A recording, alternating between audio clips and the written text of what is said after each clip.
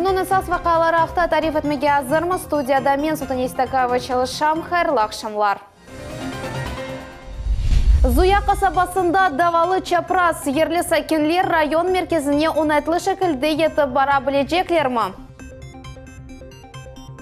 Devlet Şurası mükafatının laureatı Leviza Yakubova Kırımlı Halkara İktisadi Üniversiadada takdim edecek.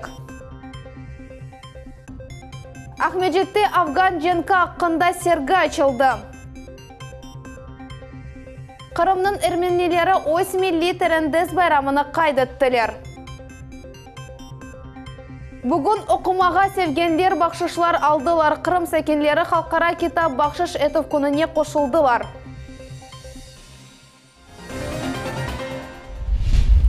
Tavrida trassası Karasuv-Bazar rayonunda 8 köylerinin sakinlerine rayon merkezine yolunu tostu. İçtimai cihetten mühim obyektler epası Zuya kasabasında yerleşi. Şimdi bu çatışmada 3 fener yerleştirildi. Ama bu tek kuruculuk vaktına. Köy sakinlerinin müracaatına cevap olarak bugün cemaat monitoringi olup geçti. Tasiyatlıca muhbirimiz Ayşe Şulakova tarif etti.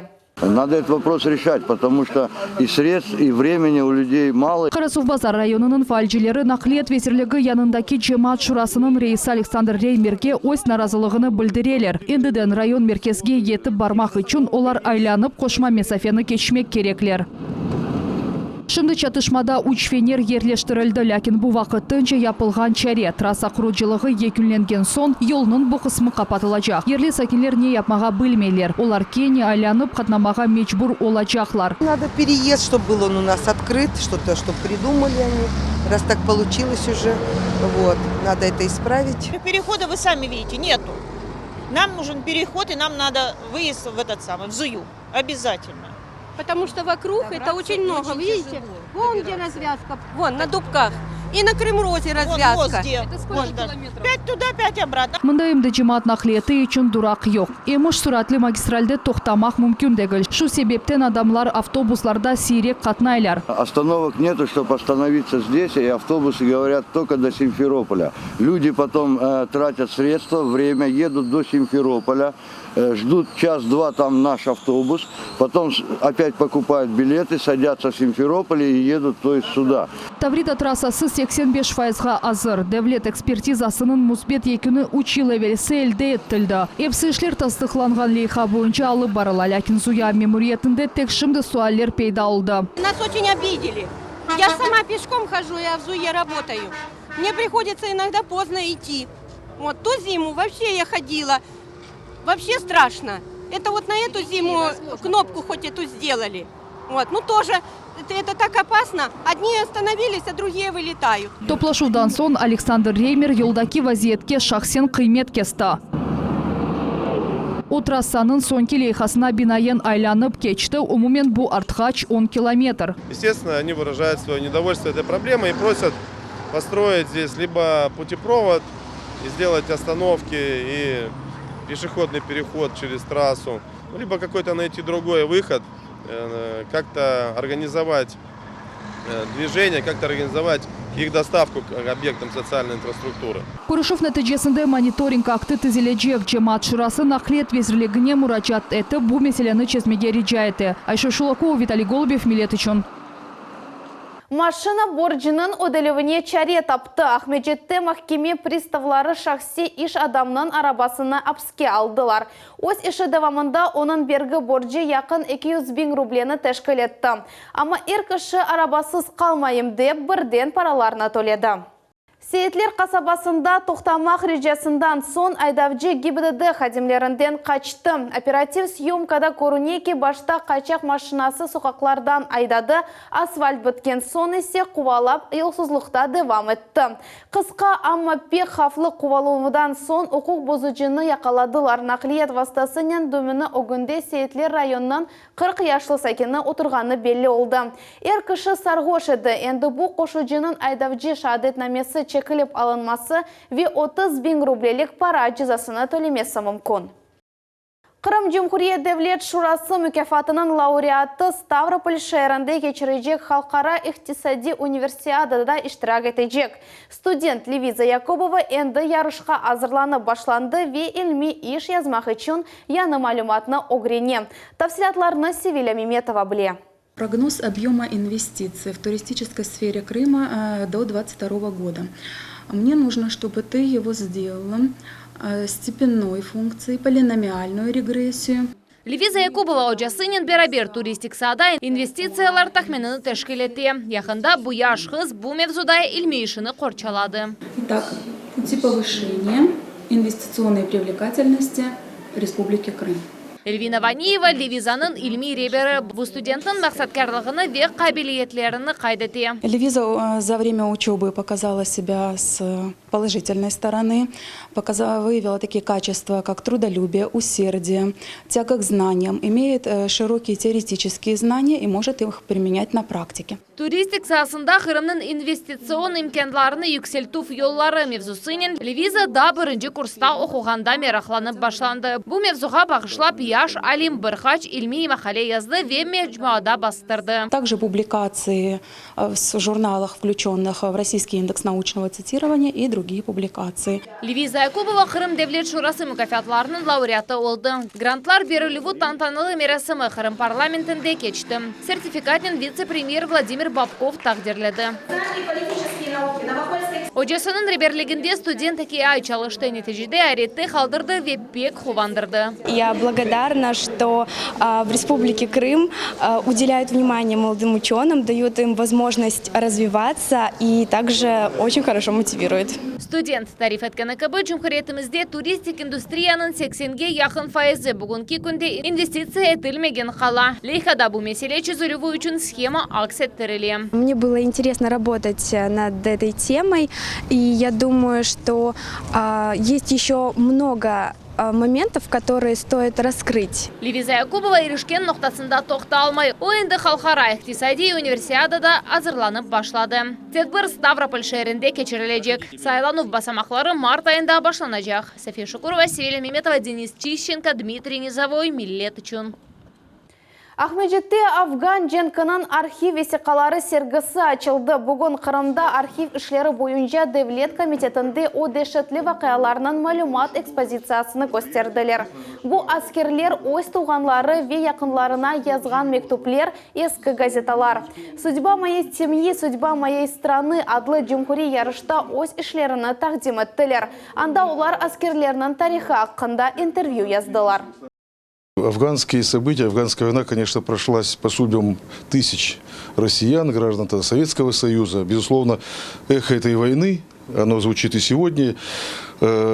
Здравствуют участники этих боевых действий. Они частые гости архива, Государственного архива Крыма, нашего Госкомитета по делам архивов. Мы рады, что сегодня такая хорошая собралась аудитория. Мы даем старт сегодня занятиям в школе начинающего архивиста. И сегодня и школьники представлены участники движения «Волонтеры Победы».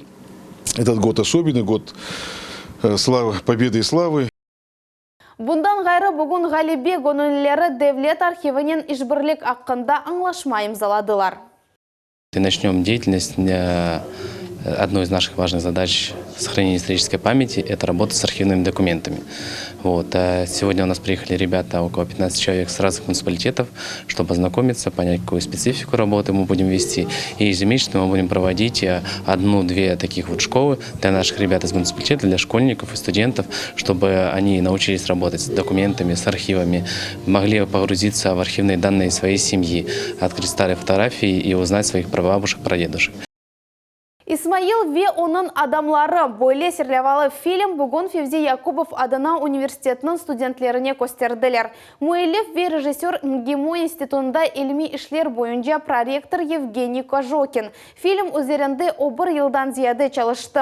Televizyon takımı Kırım'ın çeşit regionlarını ziyaret edip alimler, esnafçılar ve studentlerle konuştu. Böyle etip Evgeniy Kojokin Kırım Tatar halkının şimdiki nesili ve belli marifçisi İsmail Гаспринский'nin işleri arasındaki bağını açmağa tırıştı. Исмаил Гаспринский сам человек очень сильный как личность, иначе бы он не смог сделать столько. его идеи, они проникли вот в какую-то глубинную мыслительную ткань и его народа. И вот эта вот тяга к тому, чтобы учиться, я встречал у очень многих крымских татар, с которыми я общаюсь. Ахмеджетте халқара китаплар бақшыш әтіліф күні қайд әтіле басма нәшірлеріні бағышлап оқуға севгі ашлана яда арттырыла. Акция шер китапханелеріні ве мектеплеріні бірлештірді. Мевзуны мұхбиріміз девам әте. Халқара китаплар бақшыш әтіліф күні бұй яш байрам. Оны тек 8-нче ел хайдетейлер. Башында китапларны тек балалар әлді әтейділер. Оның үшін әр ел оқымаға севгенлер өз мектеплеріне севімлі нешірлеріні кетіре еділер. Хаберлер муарере етіді халқара китаплар бақшыш әтіліф күніне қошыла. Бұ бір хач китап әнді мектеп китапханесінің фондына қошылажақ. Оларының әр бірі муарере етіміздің хадимлерінен имзаланған. Айны бұ оқу муасесені тесадуфин сечмедік. Алиме Абдынанова адына 44-нче санлы орта умумтасил мектеп акцияда бірінші кере иштирак етті. Оның үшін біз мектеп талебелеріне ве ожаларға қол тұтмаға қарар алдық. Те книги, которые будут подарены, они будут взяты на учет. И будет у нас выставка, где мы подпишем тех людей, которые нам подарили. И акция у нас продолжается. И мы будем рады видеть всех в нашей библиотеке. Эдеби Мусафирханенің залында бізні 7-нче сынып талебелері қаршылайлар. Балалар бізге насыл китапларына оқымаға севгенлері ақында тариф етейлер. Это в основном фантастика или какие-то приключения разных героев. Может, на плотах, на лодках. Мне нравится фантастика, потому что это интересно, она увлекает. Мне понравился Гарри Поттер, потому что там много интересного, разной магии. Табиатағында севейм оқымая, чүнки мен айванларны пек севейм. Менің evде мышық бар. Мен оны пек севейм ве айванларның ақында китапларны пек севейм оқымая. Халқара китаплар бақшыш етіліп күні яш байрам олғанына бақмадан о енді чоқтан тек балалар үшін дегіл. Әдебиет әмді китапханелерімізде бақшыш етілі. Бүгін акция қақыры малюмат везерлігі де қол тұтты. Умуми тиражы 600 нұсқа олған 8 китапны Қырым Жумхуриятының китапханесіне бақшыш еттілер. Эпісі китаплар Қырымны таныта. Надеемся, что наша литература найдет своего читателя, и наш такой вот вклад министерства тоже будет полезен для всех. Мы делаем такое хорошее, доброе дело и прививаем культуру чтения в том числе. Исмаил Гаспринский адына Жумхури Қырым татар китапханесі китап бақшыш етілуі ананесінің даими иштиракчысы ола. Фонға энсық тарих, өлкешін аслық ве Қырым татар эдебияты бойынша нешірлер қошыла. Әр ел бұкынымында чешет акциялар кечірілі. Традиция книгодарения – это наша постоянная традиция. Сегодня у нас открывается марафон дарения книг, который будет проходить в течение всего года. Халқара китаплар бақшыш етілу күнінің тәшкілетчілері yok, ama әпісі іштіракчілерінің өз вазифесі бар. Бұл оқуға севгіні дархатмақ ве оқуcılarının sayısını арттырмақтыр. Сафия Шукурова, Руслан Минаев, Рафаэль Вахидов, Миллет үшін. Ахмеджетте тірінді садлы Эрмени байрамыны қайды телер бұт әтбір Қырымда әр ел кечірілия дәтінже бұл күні атыш яқыла ве яшлар оның чевре четінде ойнай ве ерлайлар. Тafsilatlar біздің левхамызда. Milli oyunlar, yırlar ve ananevi Ermeni yemekleri Ahmedjete Terendez adlı Ermeni bayramı kaydetili. Для нас этот праздник – это праздник. Праздник, где все улыбаются, собираются, встречаются, общаются и веселятся. Сейчас молодоженов будут поздравлять, подарки дарить. Потом костер будет. Через костер будут прыгать все. Сначала молодые, потом уже все. Eski Ermeni rivayetlerine binaen bayram günü yakılgan ateş ona yakın kelgenlerge aman esenlik bere. Alev söngen son onun küllünü toplaylar ve tarlağa sepeler. Bereketli yıl olması için.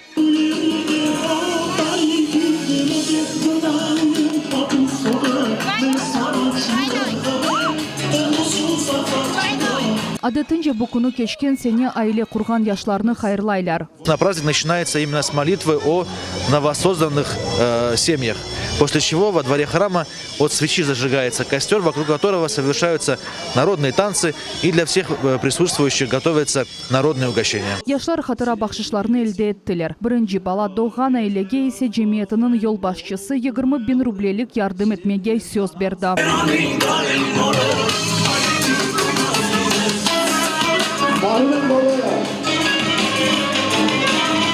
Кырым эрменелері ось милли байрамларыны ве медени мирасыны сақлап қалмаға тырышалар. Ось тарихыны олар яш неселге теслим етелер. Для каждого народа очень важно праздновать подобные национальные праздники с семьями, с детками. И очень отрадно, что дети знают о традициях, знают праздники, танцуют. Ананеви секірівлер виатеш янында ойынлар бұ ерде топланған мұсафірлер үшін sıcak мұйт яратты. Айша Шулакова, Мухаммед Зекиряев, Максим Турчев, Милет үшін.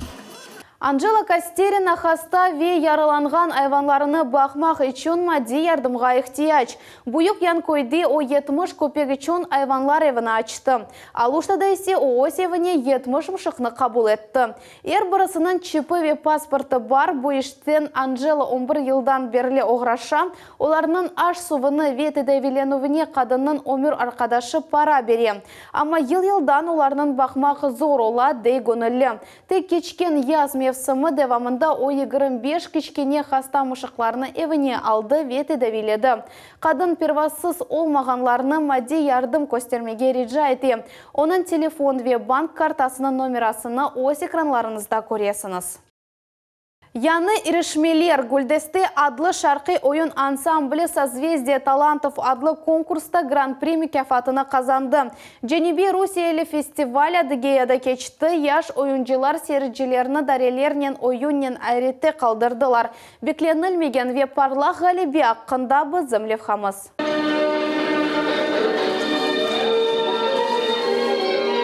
Yüksek Minare oyununu Gүлдесте адлы шарқи oyun ансамблі icra еті. Бұл қырымтатар жанрының классикасыдыр. Oyun әрекетlerinin назиклігіні ве ifadeliğini көстере. Тамам бұл саналаштырманен oyun тақымы Адыгеяда кечкен Женеби Русиялы фестивалінде гран-при мүкафатыны қазанды.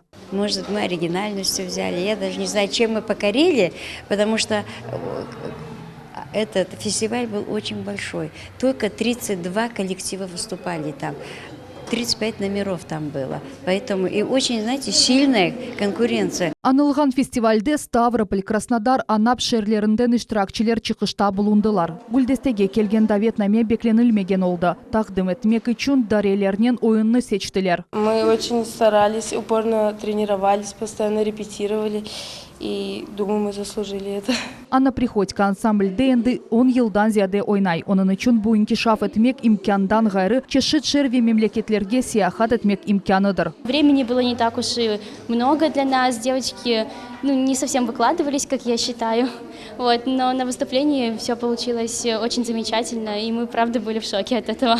Oyun uç muzikal kompozisiyadan ibaret. Birincisi Yüksek Minare. Bu kısmının ince ve nazik hareketleri yavaş-yavaş tezleşiyor. Вторая часть называется «Кырмызы гуль копардым», что означает «я сорвал красную розу». Вторая часть, она более быстрая, более подвижная, постепенно переходит в третью часть. Третья часть называется «Чифтетели», уже танец с бубнами.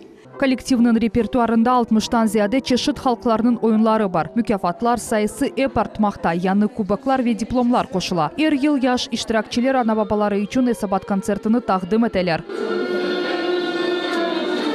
Ансамбльдің огунде яны мақсадлар тура. Апрель айында коллектив Түркияге yol алмаға вианда конкурста иштирак етмеге ниет еті. Айша Шулакова, Диана Бекмамбетова, Арсен Фукала, Милет үшін. Сочи шәрінде кечірілген Бутон Русия ярышларда Қырым атuvчылары 3 медаль қазандылар. Алтын, күміш ве тунч. Бұл ақта Жумхури Енгіл Атлетика Федерациясының матбуат қызметі хабер етті. Бірінші медальны Ялта спортчысы Альберт қазанды ве 18 яш категориясында ғалип шықты. Екінші басамаққа халқара класс спорт ұстасы Сақ шәрінің сакина Алексей Сакирский көтерілді. Қызлар арасында тунч медальны есе Ялта спортчысы Елизавета Забродова елді етті. Бүгінге бұл епісі хаберлер Милет телеканалынан айырылмаңыз, хайырлы ақшамлар.